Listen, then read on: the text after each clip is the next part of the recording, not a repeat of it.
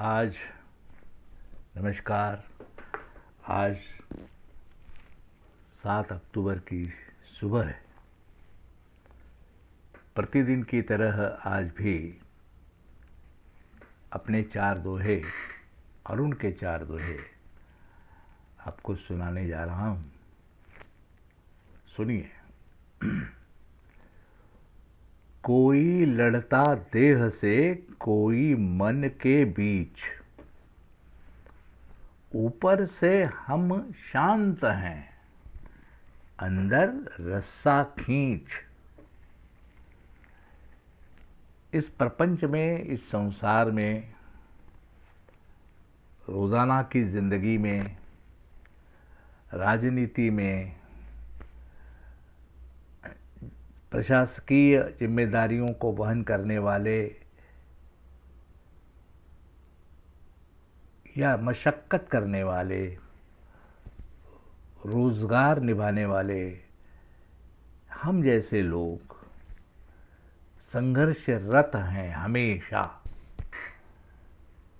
हम हमेशा संघर्ष के भीतर ही रहते हैं। जब वो फूट कर बाहर आ जाता है, लड़ाई झगड़ा, मारपीट, गाली गलौज, हिंसा, प्रतिहिंसा के रूप में दिख जाता है।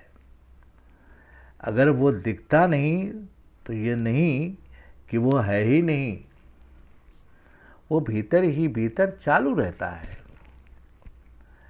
सभी तरह की और सभी स्तर की और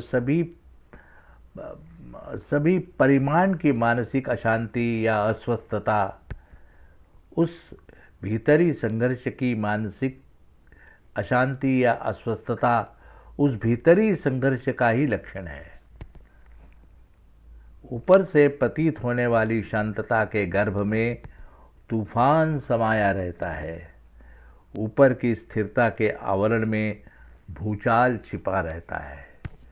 सबके भीतर भूचाल है।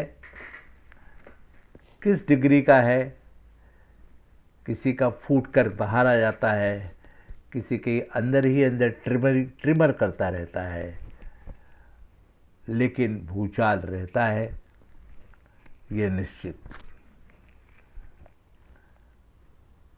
कभी कभी तो वो चलता रहता है, लेकिन आदमी ऊपरी आवरण में इस तरह शांत बैठा रहता है कि उसके पता ही नहीं चलता कि भीतर भूचाल हो रहा है।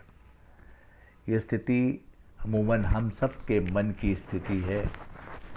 यही मन जब शरीर से होकर प्रकट होने लगता है तो और संघर्ष करने लगता है तो उसे हम लड़ाई झगड़ा मारपीट कहते हैं। जब अंदर चलता है तो हम एक बड़ा ही साधारण लेकिन बड़ा ही शांत प्रतीत होने वाला शब्द संघर्ष कहते हैं, और कुछ नहीं कहते। संघर्ष दोनों तरफ है। अब दूसरा दोहा। गठड़ी खोलो झूठ की, क्यों कसते हो गांठ, आस्तिकता दर्शन नहीं और न पूजा पाठ। आस्तिकता क्या है? झूठ की गठड़ी को खोल देने का नाम है आस्तिकता। झूठ की गठड़ी को बांधने का काम भी आस्तिकता कहलाता है। वो उसे आस्तिकता का समाज में मूल्य दिया जाता है, क्योंकि उसी झूठ को सत्य समझ करके आदमी उसकी गांठें बांधता रहता है। अब जीवन की यात्रा में हमने अनेकों झूठी मान्यताओं को अपना लिया है। आस्तिकता की मांग पूरी करने हेतु सामान्य जन नाना प्रकार की यांत्रिक क्रियाकलापों में मग्न है। मंदिर जाना, भगवान के दर्शन करना, पूजा पाठ करना आदि उसके नियमित कार्यक्रम हैं। जीवन को स्पष्ट और निष्पक्ष होकर देखने से झूठी धारणाओं की गांठें खुलती जाती हैं। ऐसी ही स्पष्टता से स्वयं को देखना और स्वयं के संदर्भ में दुनिया को जानना ही आस्तिकता की ओर बढ़ाया गया कदम है। आस्तिकता का मतलब है झूठ की गांठें खोलना, और नास्तिकता का मतलब है झूठ की गांठें बांधना। अब समाज की परिभाषाएं अलग हो सकती हैं। समाज तो झूठ की गांठें बांधने को भी कसने को भी धार्मिकता कह सकता है। वो उसकी अपनी अपनी समझ है, उसके उसके वो अपने अपने नियम हैं। लेकिन सत्य के आंगन में झूठ को की गांठें बांधना नास्तिकता है, और झूठ की गांठें खोलना ही आस्तिकता है। तीसरा, भय की होती त्रासदी अहंकार के गांव, संकट से सब भागते रख कर सिर पर पांव। अहंकार का धनी सदैव चिंतित है, असुरक्षित है, डरा हुआ है। कहीं अपमान तो नहीं होगा, कहीं अवहेलना तो नहीं होगी, तुलना में कहीं घट तो नहीं जाएंगे, कहीं कृपा दृष्टि आदर दृष्टि से वंचित तो नहीं रह जाएंगे। ऐसे कई डरावने प्रश्नों का सामना करता हुआ अहंकारी भगोड़ा बन जाता है, संभाव्य कठिनाइयों की स्थिति से दूर हो जाता है, या फिर संभाव्य कठिनाइयों की चिंता में उदास हो जाता है।